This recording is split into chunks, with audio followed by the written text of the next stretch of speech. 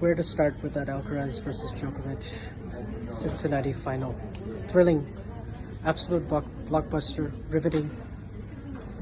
Had me on the edge of my seat. The quality and drama throughout all three sets, particularly from the second set tiebreak all the way to the end of the match. Just absolutely stunning. The level of shot making, athleticism, endurance, willpower from both men. Unbelievable. I can't think of a better best of three set match in my lifetime, and I know I'm maybe victim to some recency bias, but the twists and the turns that this match had, and the way both players had to adapt in brutal conditions. By the way, the court temperatures started at almost 95, 96 degrees, and it wasn't until the sun went down that we started to see some of the best tennis from both guys. And I think for Carlos, obviously he spent 10 hours on court to get there compared to Djokovic's 5, but at the end of the day he showed tremendous endurance himself. And it wasn't until 6-all, until the third set tiebreak, where he started to cramp. And even then, he still managed to get it to 4-all. I thought the biggest thing for him is that Carlos will lament, and that he and his team will look at, is he was up 7-5, 4-2. And he played a poor game at 4-3 that led Djokovic back in and made this an absolute thrilling match. At that point, from 2-4 down in the first set, Alcaraz won 9 of the next 12 games to get it to 7-5, 4-2, and he was in the ascendancy, and it was looking like a almost borderline boring match, because I felt like Alcaraz was on the verge of winning this in straight sets. But he had one slight dip in focus and level and one bad game, and that's all it took for Djokovic to fight and really believe that he can turn this match around. And obviously, incredible achievement for him and his fans at the very end to win his third title here in Cincinnati. He's now won every single mandatory Masters 3 times, and huge for the US Open to have a rivalry like this. They played each other in Roland Garros, Wimbledon, and now on hard courts, and the series is 2-2. And it's just, the sport is in a great place with this rivalry. Ready? Play.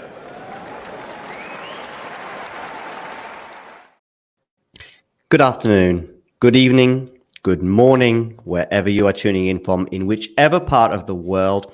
It is my absolute pleasure to welcome Juan Jose onto the team today. How are you doing? Hi, John. Doing pretty well. Very happy. Still thinking about that match.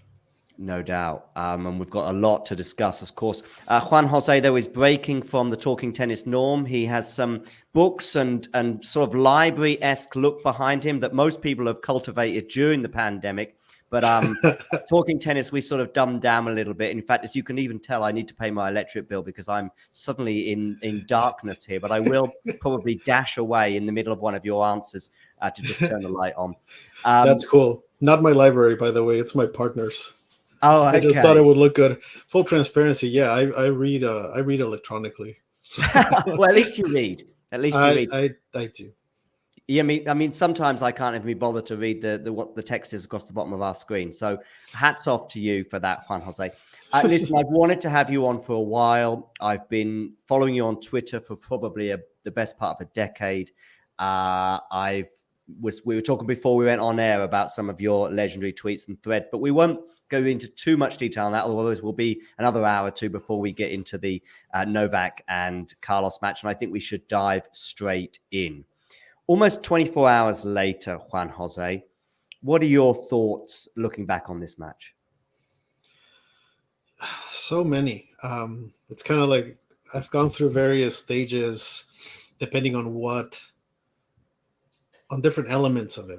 I'm not stuck on a particular element of the match or what it means, or I think the thing right now that I am thinking is, when you get older and have been watching tennis for a long time, it's very cool to see trends and what does this match remind you of. And you and I were talking about how when you reached out, you remember the Madrid 2009 semifinal. And I think if people who know me know that I tend to, I follow Djokovic's career since he made that run at the French Open in 2006, since his second round match, I think, against Fernando Gonzalez. Wonder how many people remember him. Sorry for the jets. I live by an airport. If people can hear that. You can't control jets, don't worry. Oh, yes. I wish I could, because they are very obnoxious. But yeah, what I'm thinking of is, aside from the match, which was one of those matches that makes tennis fans. I mean, if you were watching that because you're casually kind of interested, and then you end up watching that, it's kind of like that. That's the magic of the sport, where you lose track of time, you have no idea where this is going to go, how it's going to finish. Especially this match that seemed like one player had it in the bag early, and then the other player had it in the bag late, and then they both were fighting to the death until the very end, where you have no idea, and then you're just thinking, you're kind of very present in the moment. You're not thinking big picture. You're not thinking what this means for each player. You're kind of worried for their health because they were both. Yeah, I mean, the conditions were brutal. It actually, I don't know if you heard this broadcast, but here in the U.S., Tennis Channel had a Courier on with Jason Goodall. okay. And Curry, they did the second semifinal yesterday, the Djokovic Zverev one, and the temperature there was very nice in the 70s. And Courier was already saying, this is going to be a shock to Djokovic's system, because he's played every match in the night, and he's going to have to start this at I think it was 3:30 Eastern when it started, something like that. Yeah, it was something like that, maybe 4:30, but yeah. In the summer, which, I mean, I live in Houston. This is horrific. We basically are all cooped up indoors because you can't be outside. It's way too hot. Cincinnati also not known for being cold or cool or nice. It's always been known as a very hot tournament. So he was saying it then, and I thought, yeah, that might be an issue. And it was an issue. Like, he really was, Courier was on it, because, I mean, we know what happened. But anyway, to return to your original question, because I tend to branch out, I'm thinking of this specific element of Djokovic's reaction to Alcaraz. He is just so welcoming, as being the elder statesman, the living legend who's still, out there, and against this kid who, I mean, I've been thinking a lot about Alcaraz too, about how this guy, there's not much for him to improve, really. It's just a matter of developing. It even seems silly to say develop the mental tenacity, because the kid is like, there's nothing to say. The guy is amazing, and he's 20. Yeah. Obviously, he still needs to sort out the physical situation, which I bet Djokovic himself empathizes a lot, because he struggled way more. He didn't have cramps, but he had all sorts of breathing issues, and his stamina would suffer early in his career. But I was just very taken by Djokovic's attitude to Alcaraz, about being very complimentary, being very welcoming, acknowledging him as a great player that he is. And just having that, how that compared, it made me think about what Djokovic had to go through when he was that player, when he was the Alcaraz. And obviously, it's a very different situation. Right now, it's only Djokovic at that level. And there's a 16-year gap, which is insane. I still can't believe that this is the thing. Djokovic could very well be his father. Yeah. And But back then- where I come from, actually, yeah, very commonly his father. But I come from a here rural too. part of England, let's say. Well, here in the US, it happens a lot too. But I was thinking about how when Djokovic came up, when he was already a slam winner, multiple Masters champion, and despite doing all of that, he hadn't made it higher than number 2 in the ranking because he had Federer and Nadal duking it out. Yeah. And no one was at the stage Djokovic is now to be able to do that for Djokovic. And the two guys up top, Federer was what, 26, 27? You're not that mature at that age. You haven't been a father, because he hadn't been yet. And Nadal, you can't expect, Nadal didn't really, I don't think he was that welcoming, but he also wasn't not welcoming. It was a pure rivalry because they're only a year apart. Yeah. So I wouldn't expect Nadal to do anything. I mean, with those three, though, because of their quite closeness in age, I know Roger in particular said that he didn't really embrace having a rival at first. He quite liked having it all his own way, with the exception of yes. Having followed him also intensely for those years, the world was perfect for him before these pesky youngsters came along. I think Novak, with this 16-year age gap, actually loves it. He doesn't like losing, but he does love being pushed like this. He really does. And especially in the way that he's been talking the past year or so about how he really wants to let the youngsters know that he's still there. They have to go through him. And they really have to go through him. I mean, and even for someone like Alcaraz, who destroys pretty much everyone else and still has to go through this old guy. So, I think you're spot on. Federer loved it when he was just making everybody wax poetic about him being a religious experience and all of that. You see it. I mean, he loves it. Who wouldn't? It's great. You win. Remember when they asked Nadal if he had preferred if having Djokovic or not? Yeah. And he said, "I'm not stupid. I wish he hadn't. He would have won a lot more." Of course. That was 10 years ago, though, right? More or less. Am I right? I think so. It was a while ago. I think after that, everyone mellows out and appreciates. And Djokovic, I think, was the first to say that if it hadn't been for the other two, he wouldn't be who he is. And it was that kind of maniacal. He was kind of like the little brother, just trying to chase the older brothers, trying to chase them, trying to hilariously, feistily, trying to be better, be like them. And, being a dad myself and being around kids, I see that too. So. Yeah, so I've kind of been thinking about that moment, that photo when they're posing with the trophies. I think that it's just nice, It's one of those things that makes you feel happy. It's like, oh, the world can be a nice place. But as for the match itself, it was just such an insane duel of wills. Because obviously, it's just Cincinnati, right? Just Cincinnati.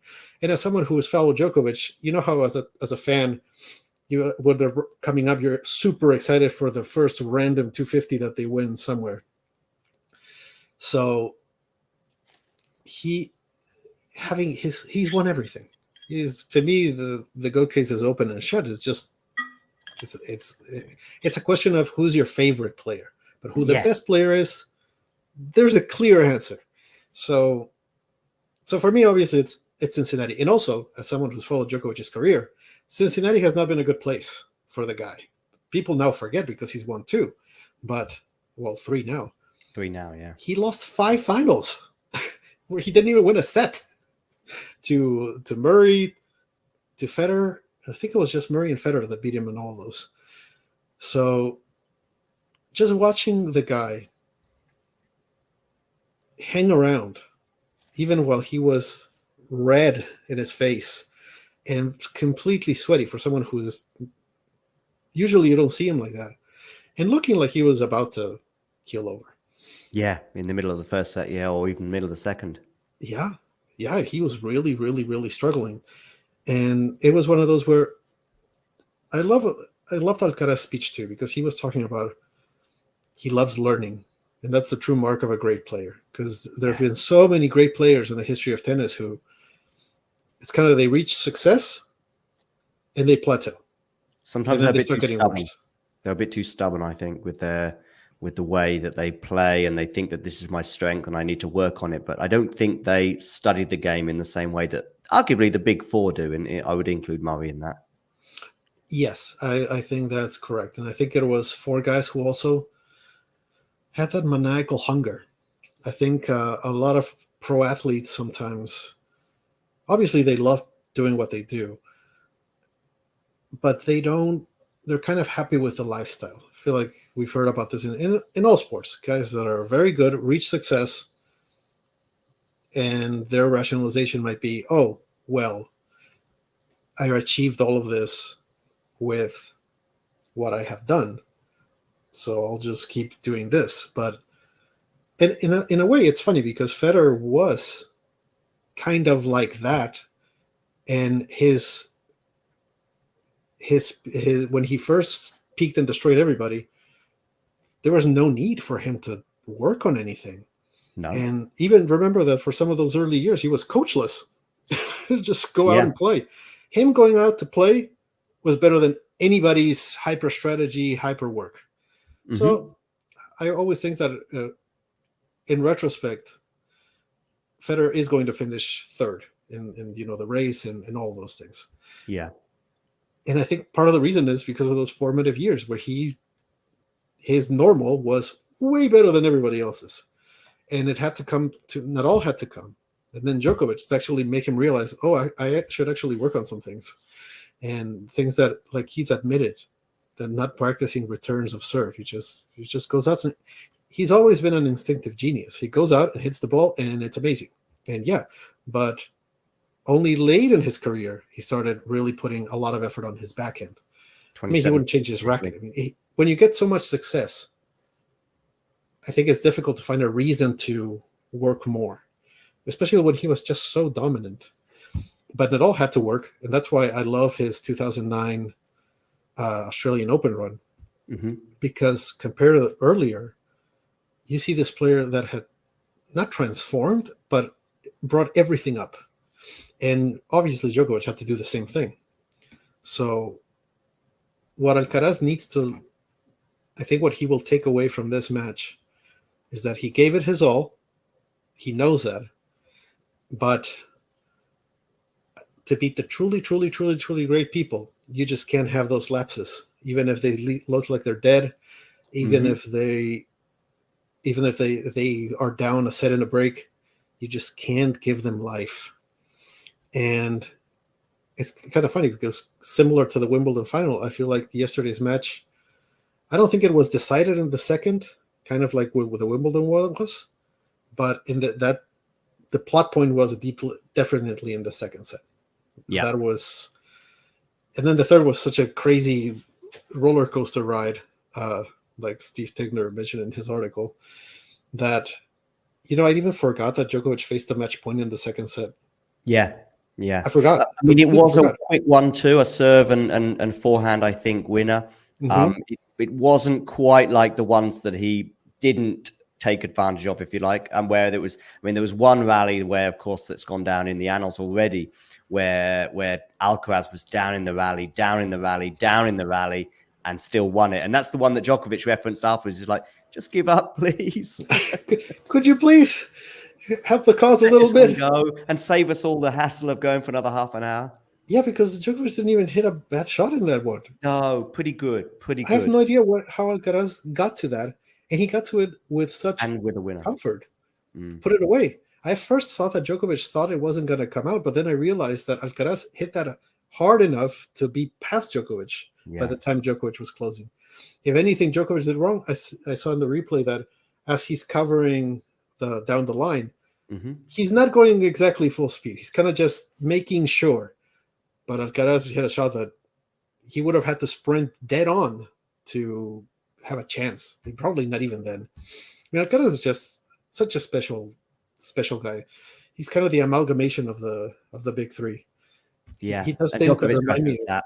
Djokovic referenced that. I think he said that after the Wimbledon final, didn't he? Oh, the Wimbledon final, I was, for some reason, I kind of had a really bad feeling about it, and I kind of have seen that movie end many times.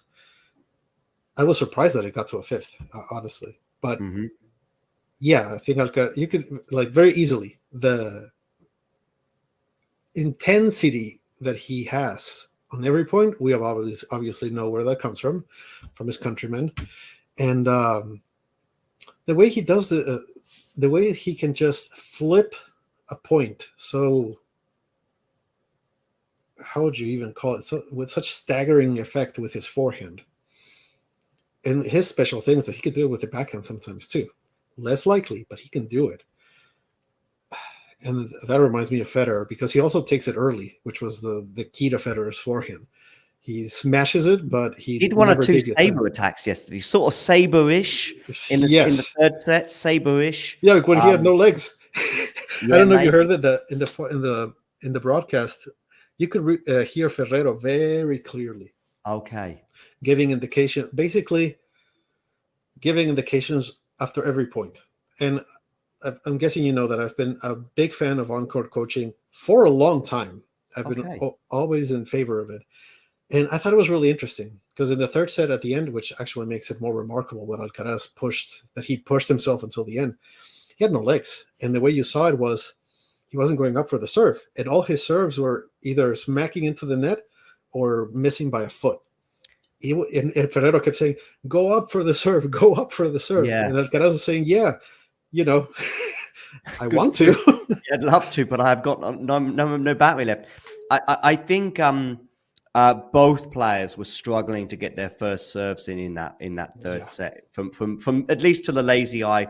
And interestingly, I compared it during the match to how different it was at Wimbledon, where in that fifth set, obviously 4 hours plus, Alcaraz was getting first serve in after first serve in after first serve in, none more so than in the final game of the match, which I think helped him win the match, basically. But yesterday, he couldn't buy a first serve. And I think and what you saw with both players, because I think they were obviously both physically struggling. I mean, Novak probably even more than Carlos in the early start periods of the match. And I think it's really interesting how you touch upon the day and night sort of Australian Open time, sort of 4:30 in the afternoon start time, a little bit later than Wimbledon, the French Open, where we sort of do go into the evening, and how some of these classic matches begin in the afternoon, and sort of without even realizing it, you're suddenly watching a match and it's nighttime.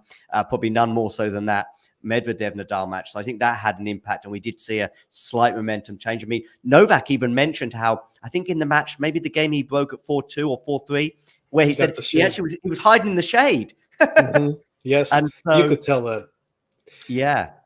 Oh, because when it's hot like that, it's humid, and obviously getting in the shade is not amazing as if it would be a tall place where it's dry. When it's humid, it's like here in Houston, it's miserable everywhere, but it's less miserable if you're in the shade. And that's when I feel like Djokovic, if he's a cell phone, his thing started going up, because it was pretty much done. He was pretty much dead in the water. But then he put himself again like a phone in the battery saver mode. Mm-hmm. And he was not celebrating. He was not doing his encore, his continuous commentary with his box. Which, by the way, small aside, I love that Goran has basically decided that he's had enough, and he has the prep guy, the Italian dude, do it. And one of those things that, super talented people are talented on more than one thing. Djokovic was doing that in Italian because the guy was talking Italian. He was talking Italian.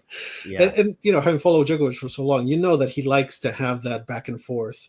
That is hard. It would be hard on me to deal with that, and yelling and complaining about everything. But in that moment in the second set, you could see that he was doing none of it. He was saving up every little bit of energy. And that actually was when I thought, when he got the breakaway, I thought this might not be done yet, because there was more and more shade, more and more time. And, Alcaraz just thought he lifted the foot off the pedal for a little bit, played that one bad game. And that was it. And even then he could have won in the second set. Definitely. But then I think the third set was Djokovic was clearly the better player. Trading all those break points, match points here, match points there.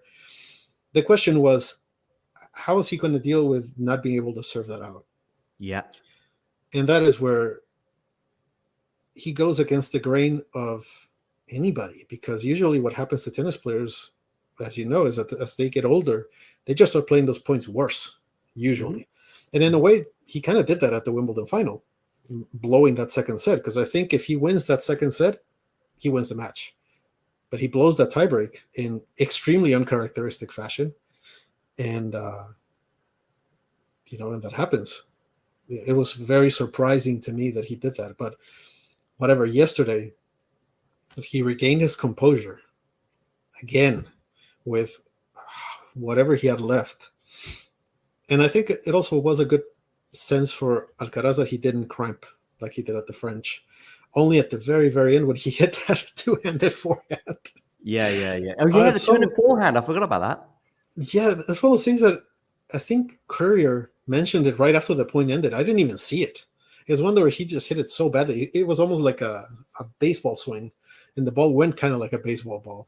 Yeah, it did, So it was... it's just unfortunate that his hand cramps, because that's how it happened at the French Open too. Like his right hand starts cramping. It's not even like that much of a common thing. But, oh, man. I mean, the ebbs and the flows really can be easily forgotten in looking back on it. But it was actually Novak who started slightly better. I don't think either player was playing that well for large parts of the first two sets. We'll get into a bit more about the third set again in a second. But, it was actually Novak. I think it's very easy to forget because we're all probably aware of the fact about the 7-5, 4-2, but it was actually Novak who broke first. And midway through the first set, Alcaraz got it back on serve. Mm-hmm. I actually thought that once Novak got that first break, I thought, well, that could well be the first set here because he's been serving pretty well this week, Novak, and blah, blah, blah. But actually, and also I had Novak as the tiniest favorite going into the final because of what had gone on in the previous 5 days. But actually, once, as Vanch mentioned at the beginning of the show, once Carlos broke back, and then I think he said he went on a run of something like 9 games out of 12, which then put him in that situation of 7-5, 4-2. And I was thinking at this point, because now it was Carlos that was serving pretty well, I don't think either were playing that well. I don't think either player was really happy about the conditions, but definitely it was Novak who was the unhappy with the two regarding the conditions. And as Vanch touched on, it could well have been it was on borderline boring is what he said. I think there was always intrigue because of just how good we know both players can be, that we still thought this match could catch light. But it was looking like, at least if not boring, then certainly rudimentary for Carlos at this point. It looked like changed? A 7-5-6-2. Yeah, what changed? I really think what changed is the shade. Djokovic getting a chance to get the shade, and Alcaraz relaxing maybe a little too much. That was it. I think Djokovic himself, that was kind of his read. And from then on, which is funny because this is yet another parallel, like we were talking before, of the 2009 Madrid semifinal between Nadal and Djokovic, where in that one, Djokovic was playing the role of Alcaraz, where Djokovic yesterday was playing the role of Nadal, in a sense, because back then, 2009, many people remember that match, call it one of the best 3-setters. But if you remember accurately, the first 2 sets were not that good, especially the first. Djokovic just won it very easily. And then Nadal seemed like he was going to throw the towel, calls the trainer, can barely walk. But then little by little, he starts getting into the match by pure force of will. And Djokovic is just throwing everything at the guy. I guess maybe the difference yesterday is that even though Alcaraz made it a more, I guess what he still came so close to winning the match anyway, because that's how good that guy is, but he didn't really push, give the kill shot once he lost that break. They were there. They were kind of there, getting better.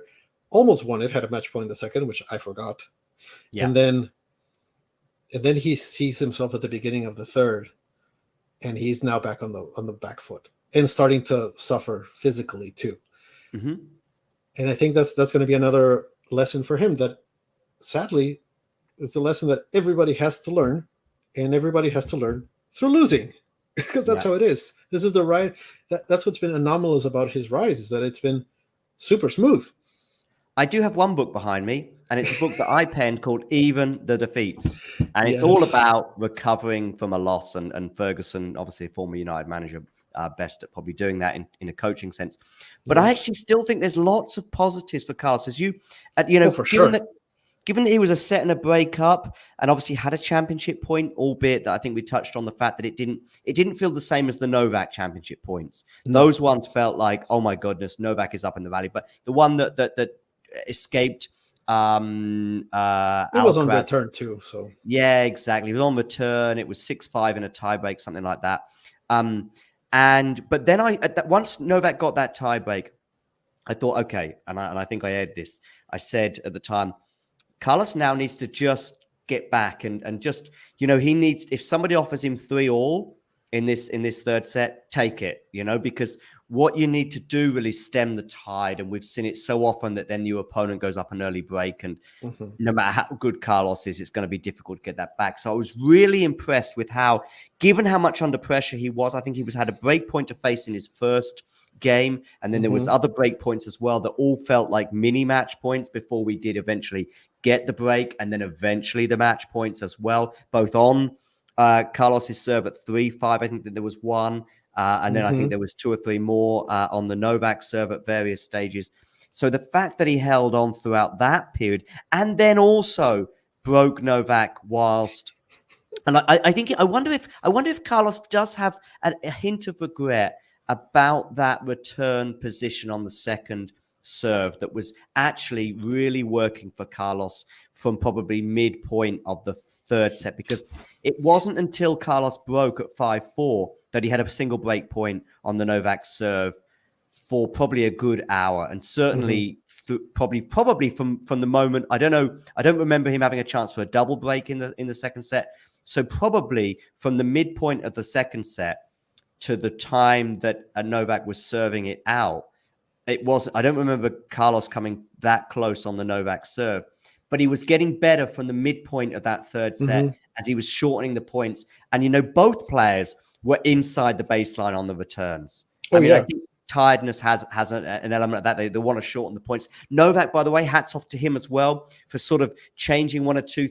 He was doing some serving and volleying from probably the end of the second set, and that was coming to, he was basically, as you said, third set, Novak was the better player. And it's just because of Carlos's will stroke genius. And that's one thing as well. I think other players would have gone away, no matter the talent level. I think pretty much anyone, big three aside, and Carlos aside, anyone else on the tour, no matter how, I don't think they hang with Novak. I don't think they have that belief that Carlos has. They don't. I think he knows. Well, I think he would give it his. Yes. It's kind of remarkable that all their matches except the French Open have gone the distance. Yeah. And not even like the distance of one of those, like it's 6-3, 3-6, 6-3, 3-6, etc. No, they're going to the tie breaks or 7-5s. It's really remarkable because, they are very similar. Alcaraz is really amazing how the way he plays, because that technical switch that you're talking about, he started hitting those insane kick serves. Like, where did that come from? I don't remember you doing that. But he's got that variety. He can do everything. He really, there's nothing that he can't do, which that's what made me think when Djokovic was very young that he was going to be very successful, because even then, when he was 19 or something, you could see, well, this guy, a little skinny, but I think he could be successful. And Alcaraz is, he's that complete, because he's a great returner. His service can be dominating. Forehand, we know. And I think what he has improved, he kind of went away, but he's now more adept at this. When he was first coming up, I was so excited because he really seemed like Djokovic's heir, because he played more like Djokovic back then. Not that assertive with the forehand, and just very happy to play from both wings. Kind of like, I thought Felix was going to be like that, and then they turned him into this weird forehand dominant guy who doesn't trust his backhand. And what I've seen from Alcaraz lately is that, people try to avoid the forehand, go to the backhand, and he doesn't back down. He will attack. That's where he's radically different from Federer. Because Federer, yes, people went to his backhand all the time early on. But once he found that his slice, which he did improve, that he could just slice and reset the point, that was good enough. Alcaraz doesn't do that. He hit some backhands yesterday. They were crazy. Yeah. Crazy. And his touch with the volleys and the drop shots, and he makes good decisions with the drop shots and good execution. And obviously, forewarning people, that might fluctuate in his career. He might lose the instinct of when to hit it, when to not hit it. He might go through a stretch of blowing a bunch of them, kind of like how Murray and Djokovic have gone throughout the years. But the fact that the kid can already compete with that intensity and also vary things that, Ferrero is obviously advising him on, but once you're in the point, it all disappears. Like, people ask Djokovic something, or every player, what did you feel in that point? Like, what are you thinking? It's like, nothing. It's trying to hit the ball and survive. So I think, yeah, and you could tell also that was another consequence of not having any legs. Just finish the point as soon as possible. Like you said, he had the Saber-esque return, and he was just well inside the baseline. And Djokovic's serve, aside from that insane one that he hit, 120-mile-an-hour second serve to save a break point, I think, it was an absurd thing. And for the most part, Djokovic was trying to kick the serve at him because Alcaraz being such a dangerous returner, Djokovic, when he he kicks it effectively, he neutralizes the return. But then Alcaraz, like you said, went up, and he was actually getting good returns. He hit that smacker return winner. So Djokovic had to do a little bit of adjusting as well. Yeah, it's amazing that they played that match, given the conditions, given the age difference. The other thing I was thinking about is how nice of Djokovic to, on his way out of the tour, which who knows when that will be anyway, because he looks, there might be one guy who pushes him to the brink, but nobody else. So he's going to be around for a while, but he will leave soon. But as he's going out, he gives this rivalry to the tennis world, who's been starved for this. Yeah. Because, the other guys, it's hard to see the hunger, the level of hunger that produces this kind of player in the other guys. I think the ones who might be hungry, they're not that complete. They have specific weaknesses, which has been the normal, in the whole history of tennis. The greats have never been, the very, very, very, very greats have been complete to that level. But the very good, they win slams, they're in the Hall of Fame, and anyone could tell you what their weakness was. It's only in the recent era of the three guys, and along with Murray, and that's why, there's a difference between, to me, the three and Murray. So that everyone knew Murray's problem. His second serve never got better, which is always an example that I tell people that, because they think that the player it's not working hard on that, on their deficiency. It's like, no, that's the proof that sometimes you can improve and sometimes you can't. I don't think Murray liked having that serve. No. Or for example, I'm sure everyone told Murray, you gotta hit that forehand early, because you're losing the control of the point with that shot. I'm sure he worked on it for hours and hours and hours. Like, people think that improvement is linear, and they also think that improvement is guaranteed. And that's just not the case. And you see with every other player. It's just that the three guys, they could. So they kept getting better as everyone else was reaching their max. And that's why they won. What are they at now? 65 slams, 3 people. Yeah. When I was a boy, it was Sampras. Yeah. Actually, I saw Sampras. I was a kid when Sampras won his 14th. So, I think regarding how they've pushed each other, I think one sort of half example of somebody who, quit at 26 is Bjorn Borg. And I know he had McEnroe.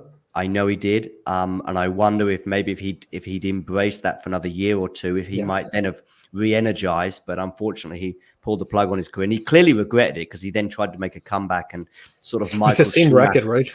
Yeah, exactly. Michael Schumacher-esque, if you like, and it just sort of didn't work out, and it was sort of a bit sad at times. But but anyway, that's for the. But I do think these three have helped each other get to 20. So I know Rafa gave that response 10 years ago. But listen, I'm so pleased that we've got Carlos here because now, with all four, if you like, I know very different ages, but they're just pushing and they're just giving you and me popcorn matches all the time. Which, by the way, brings me to the final point on this match, and then I want to have a quick look at Cincinnati as a whole. Where does this match rank? And I'm going to put it in a sort of 18-month, 20-month time frame, rather than historically. I don't think any of us are probably going to put it quite on the levels of some of the Grand Slam finals that we all know and love on the men's and the women's side. But where does it rank probably in the last, say, either the last 20 months? So I'm looking at probably that Medvedev-Nadal match in Australia to now, or we could even just take it out of a Grand Slam. No, let's leave it in the Grand Slam because this is something I've seen on Twitter today. People talking about it being the best match in years, blah blah blah. Let's hear your thoughts on that. It was funny. A friend of mine on Twitter was DM me and asked, "So where do we put this in the pantheon?" And I was like, "Wow, that's where my gut was saying that was really, really special."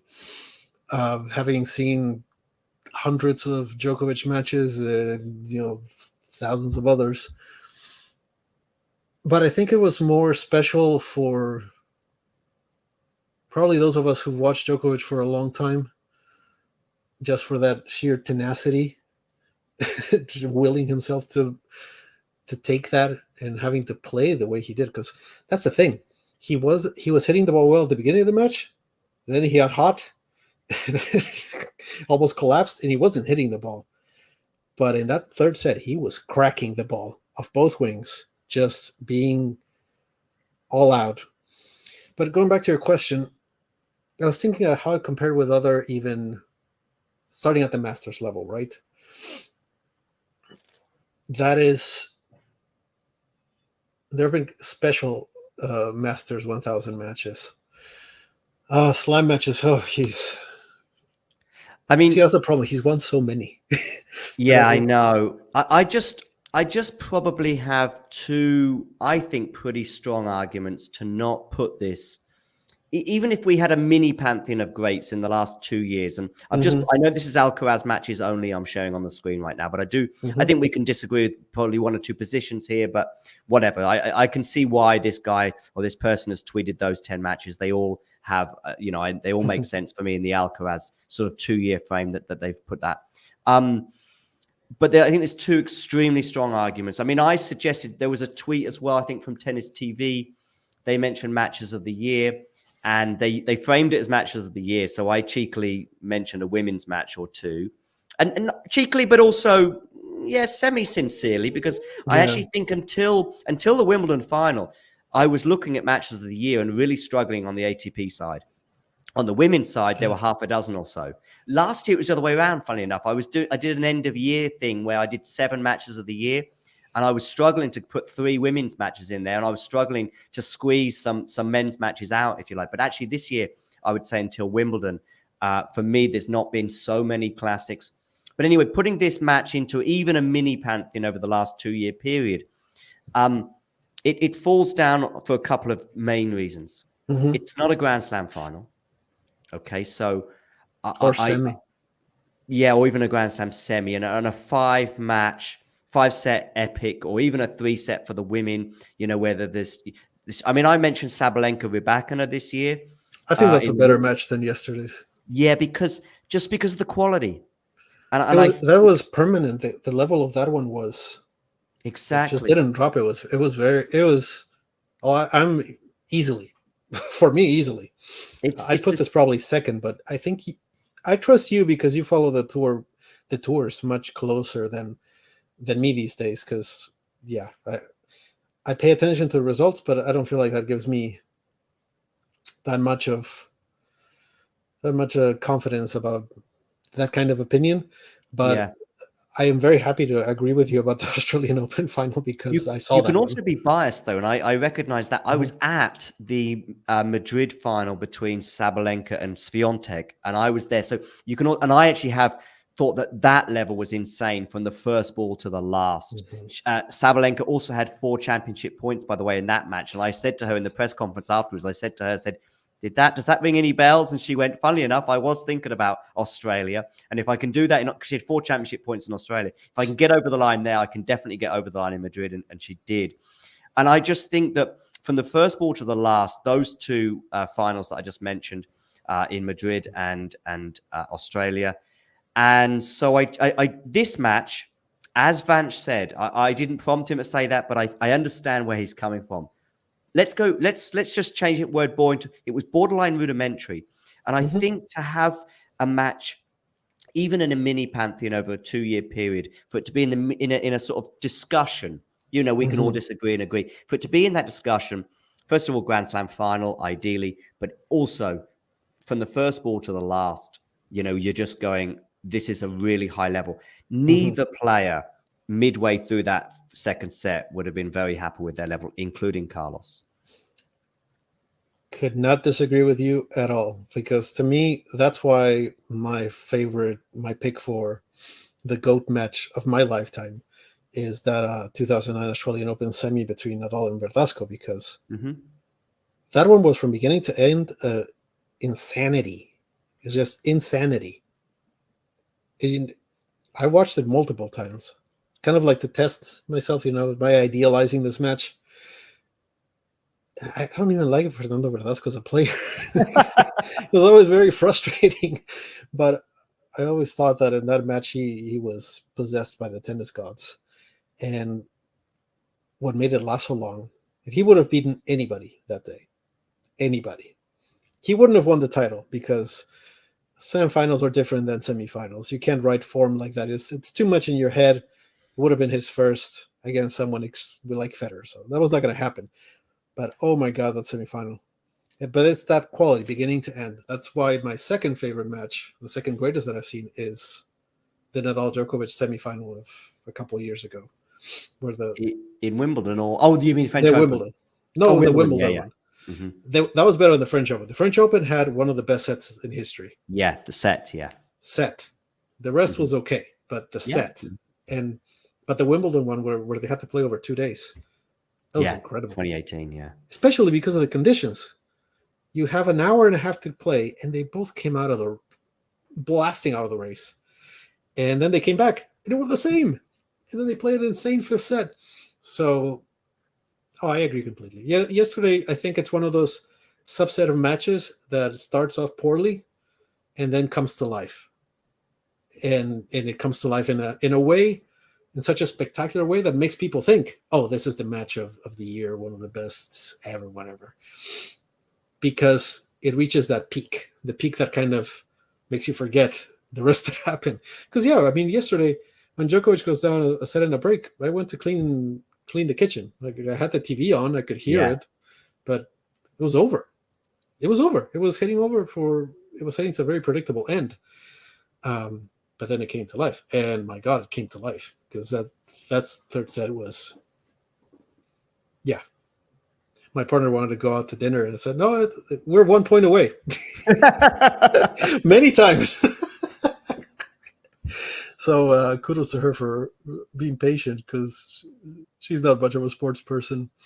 But I mean, how long did it happen in the third set? Because obviously came down. There was about an hour and a half, I think, between something like the championship point that Alcaraz had before the end of the match. I think it was about an hour and a half gap there. I mean, the match altogether was 3 hours 49 minutes. Which I think eclipses the Tsitsipas Nadal Barcelona final of 21, which was an epic as well, albeit a 500. And I think there are a few stats putting it in certain, high levels in terms of length and stuff like that. 3 hours 49 minutes is pretty insane. Listen, I do think we should race on because I've already had 50 minutes of your time, Juan Jose, and it's an absolute pleasure to talk to you. But I do want to have a quick talk about some of the other things that went on in Cincinnati on the ATP side. We had Zverev reaching the semi-final, also having a really good win over Medvedev en route. As I'm showing here on the screen, he's now in the top 8 on the race to Turin. Are we looking at Zverev having a decent run now in New York? I mean, he almost won it, right? Yeah, I mean, he's kind of been going on. He's been going under the radar, I think, slowly, sort of having a pretty good year, as it turns out. Yeah, he had that brutal injury. I mean, he's still a tough guy for me to focus and he's a perfect case of those players that don't improve. Yeah, I was wondering about him, and maybe Tsitsipas to some extent as well. Absolutely, Tsitsipas, and I think Medvedev is stubborn. So good luck telling him that his weird return position is causing him a lot of problems. I think with Medvedev, and I'm repeating something I've said before. I think with Medvedev, you can't probably change that return position. Caroline Garcia said to me earlier on this year that something similar. But I still think you can do different things. Medvedev can be more aggressive on the return and still have that return position. He could go for a few winners rather than let's get the rally going. And I think that might be a tweak. So he doesn't drastically change old dog and new tricks and all that, but a tweak maybe for Medvedev. Yeah, that's such a subtle problem for him because it really only gets exploited by the very best. But a problem like Tsitsipas's backhand or Zverev's forehand, which is it's so bad. I mean, I think sometimes also people forget, and I hope this doesn't happen to Coco Gauff, that they have a period of a month or 2 weeks where all of a sudden that weak shot is amazing, and people race to say, "Oh yeah, he solved it." And Zverev has achieved a lot already. He's one of various. I don't forget how many masters he has, like 4 or something. Won the year-end title too.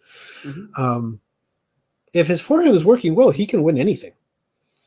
The problem is, it might not. And then when it doesn't, it's just such a cliff from what he does.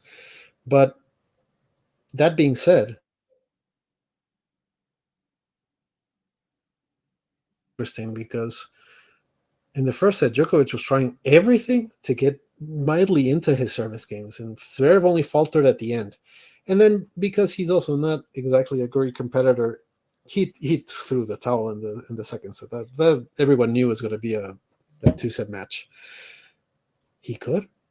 Now no one's looking at him, so no one.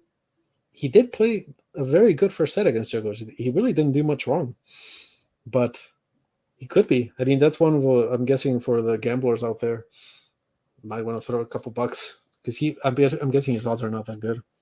Yeah, I actually make, funny enough, and I tried to explain myself yesterday.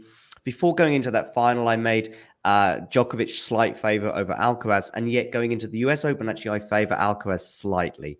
Partly because of the conditions, maybe, but also I just think there's a few flies in the ointment for Novak now that I don't think are flies in Carlos's ointment. Medvedev being the obvious example. Now, I need to wait for the draw, because if Medvedev doesn't fall on Novak's side, well, I mean, that's kind of good for both players, actually, weirdly enough. Sorry, Daniel. I do love Daniel because he's so funny. But I just think that if he falls on Novak's side, it's like, okay, if that's a semi-final you would go into where Novak would be the favorite, but you have to think about it. It's not like a Novak quarterfinal against Andre Rublev, for example, or 80% of the tour, to be honest with you. It's actually Holger Rune as well. I know Holger Rune's form in the last few months has sort of gone down a bit. But again, I think he causes Novak more problems than he causes Carlos. Probably the Yes. only player the other way around would be Sinner.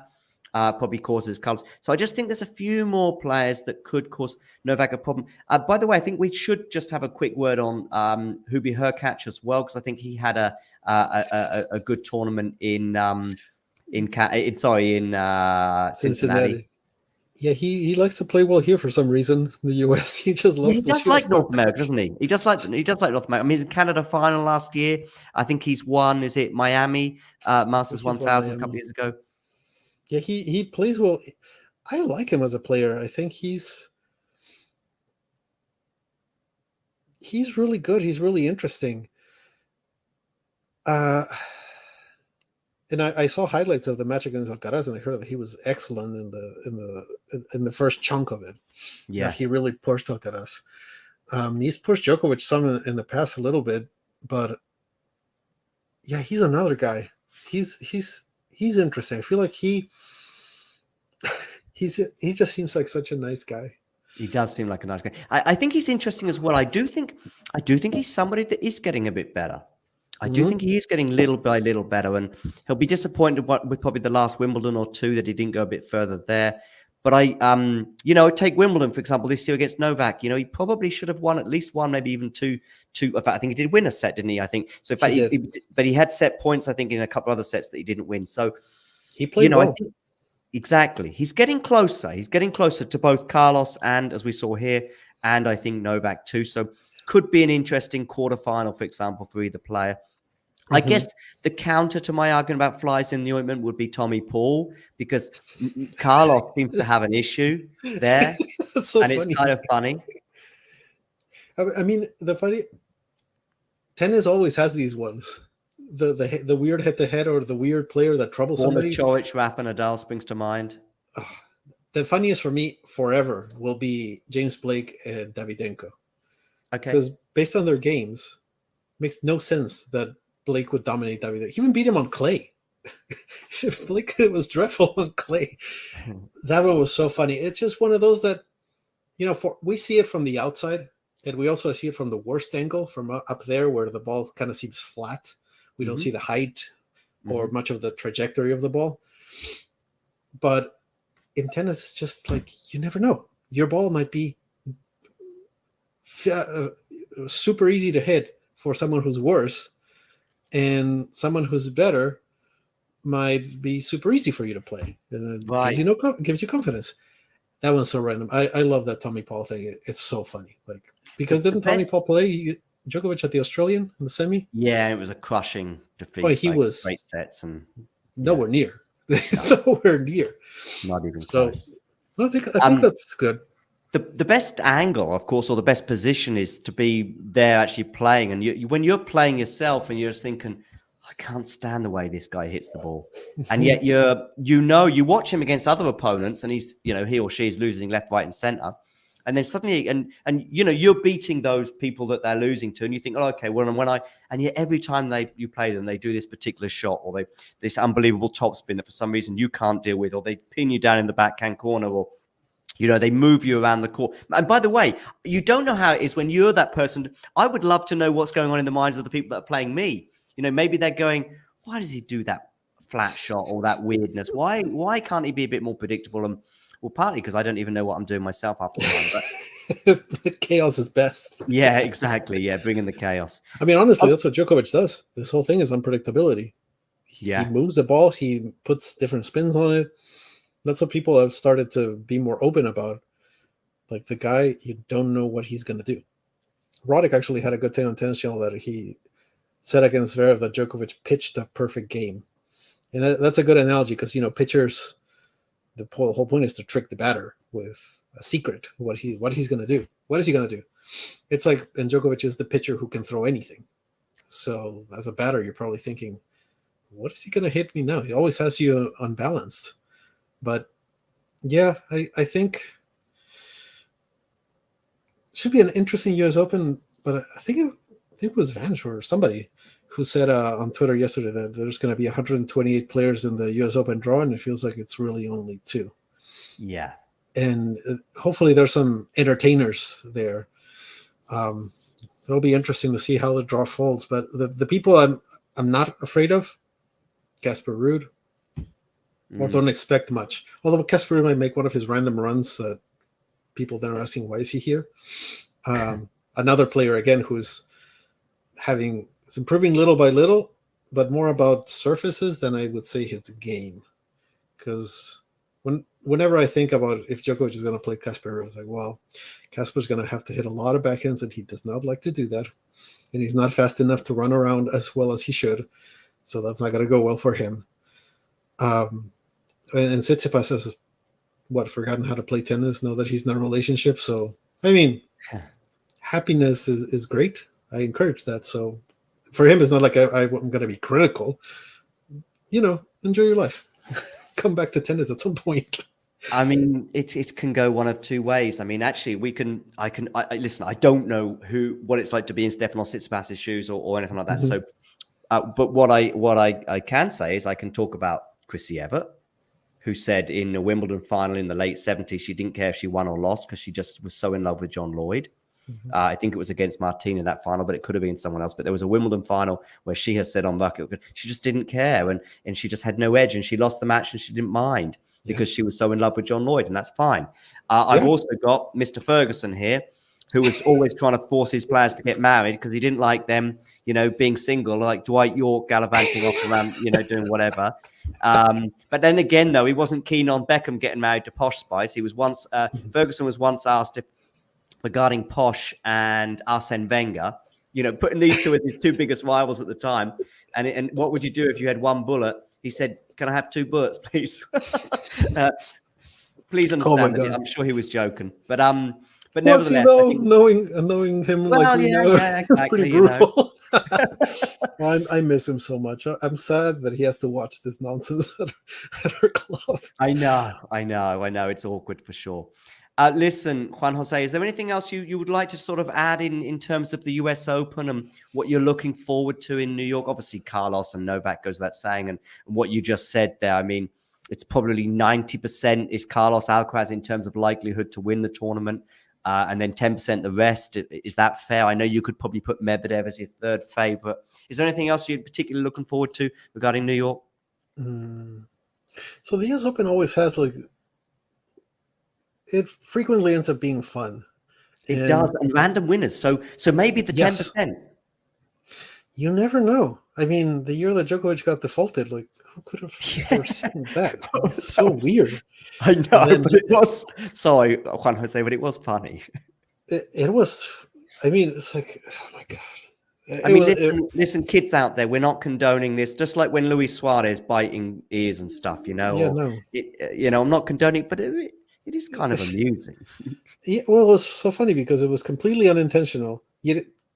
Djokovic, I think Luis Suarez knew what he was doing when he bit that guy on the shoulder or whatever. But and then Luis Suarez was going like this. But anyway, I'm going off at a tangent. Yes, no, I think that definitely the punishment was correct.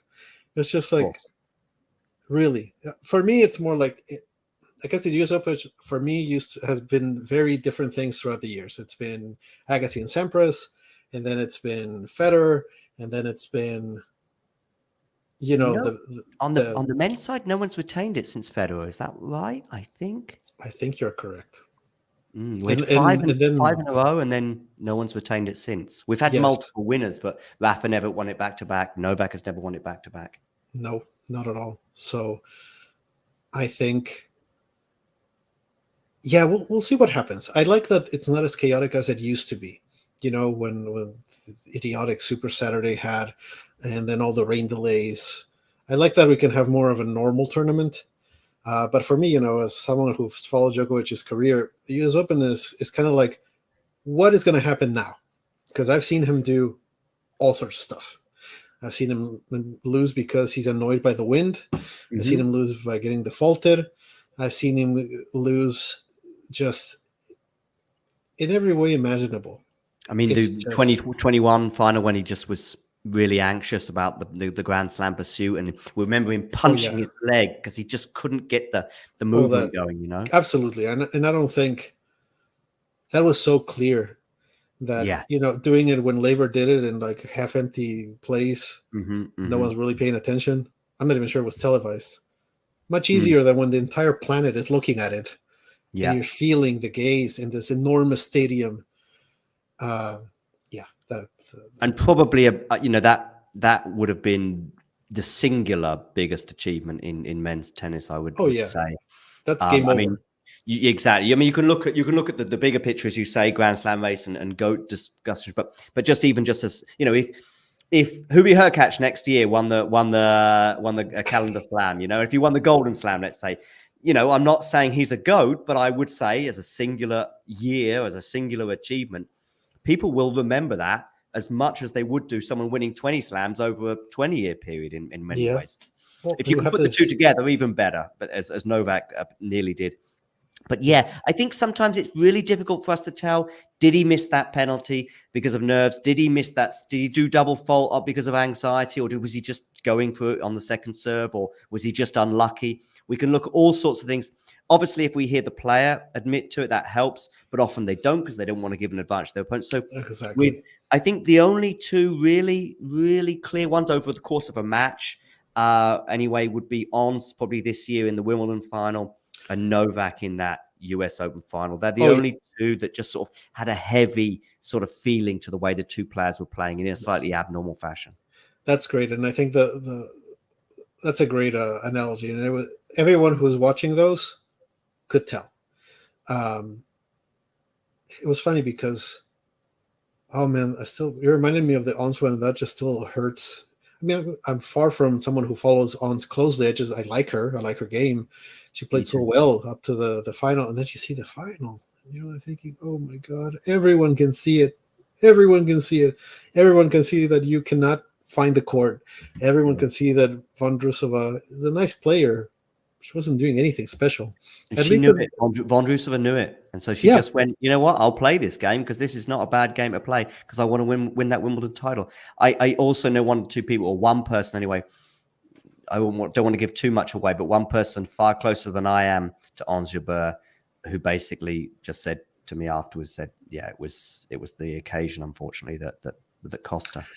Well, and I think sometimes people that coming back to, I think, a point earlier, that's why Federer's French Open is still special, because he was the favorite all of a sudden, the big favorite, and he had to win many, many matches. And in the final, he that was the only one he didn't suffer. He won that in straights. But it was the one or two after. I think semi-final. Was it Juan Martín del Potro? Maybe who did he play in the semi-final? He should have lost. Yeah. He wasn't going to lose to Haas. Yeah. Or Akasuso, I think, was the other one that gave him trouble. But it's one of those also good fortune things. Del Potro had played him in Australia in, Peter's pants, basically. It was like 6-3, love and love. Mm-hmm. And I was so mad in that match watching, because I liked Del Potro a lot, because he wasn't playing his game. He was just terrified, it seemed like. But then at the French, I think with Del Potro, who people should remember, was 20 in that French Open. He should have won. And then the US Open that year, he did win. I was actually at that match. It was great. Oh, you were at that US Open final, 2009. Yeah, I was there, and it was fascinating match.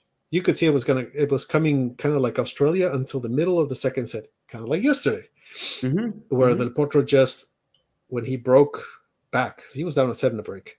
When he broke back, I thought, oh, he's into this.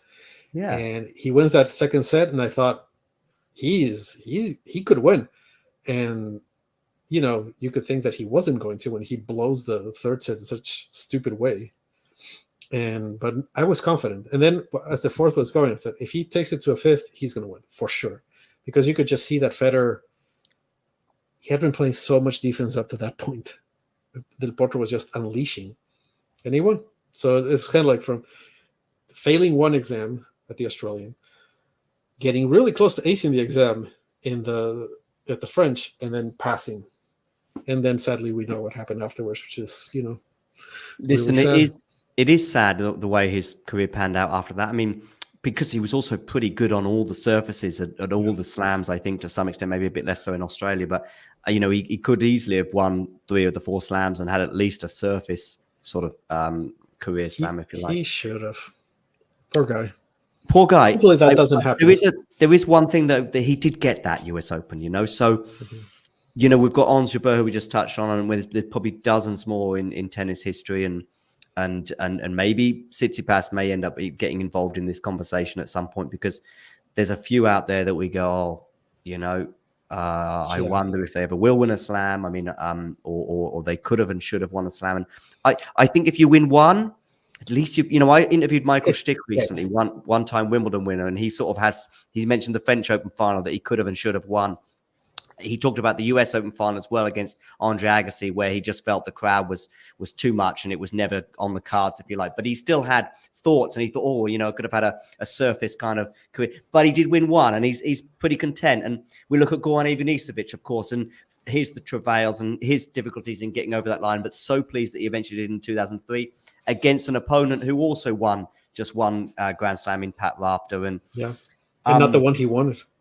No, of course they would all want, all those 2 wanted Wimbledon, but still, Pat, I remember this on the tennis podcast that they said, Pat Rafter's not great with losing that match, but he probably would cope with losing that Wimbledon final a bit better than Goran would have done. So maybe the tennis gods I just think for Goran, he needed it really badly. Otherwise, Goran didn't change his t-shirt, by the way, the whole 2 weeks, at least the one because he was so superstitious that he wanted to wear the same shirt throughout that. So it was a pretty smelly t-shirt, but God, that's somewhere on a wall rather than still being worn to this day. Maybe he still feels as though it's a lucky charm. But listen, we've dipped down memory lane, which is great. I think it's inevitable with you, Juan Jose, bearing in mind how far back obviously we both go in tennis, and so much to talk about. Yesterday's match will live long in the memory as well, and so it should. It was an epic, whichever way you look at it, and wherever you put it in the pantheons, it's fine. If it's the best match of all time for you, that's fine. You're allowed to have that opinion.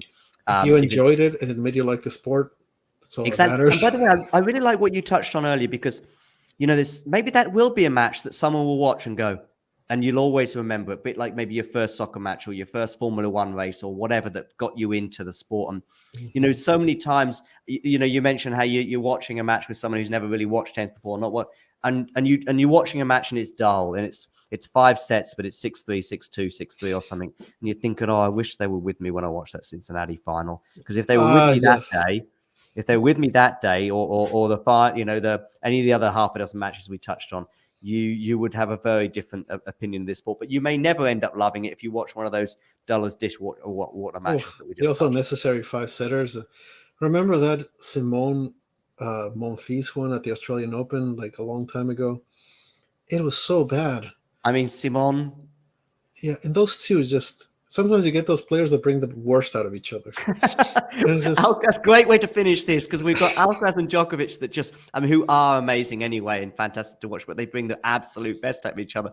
And you mentioned Gilles Simon and Gael Monfils. It's great. Talking of books on the bookshelf, it's a great bookend. There you go. Perfect, man. It was a pleasure.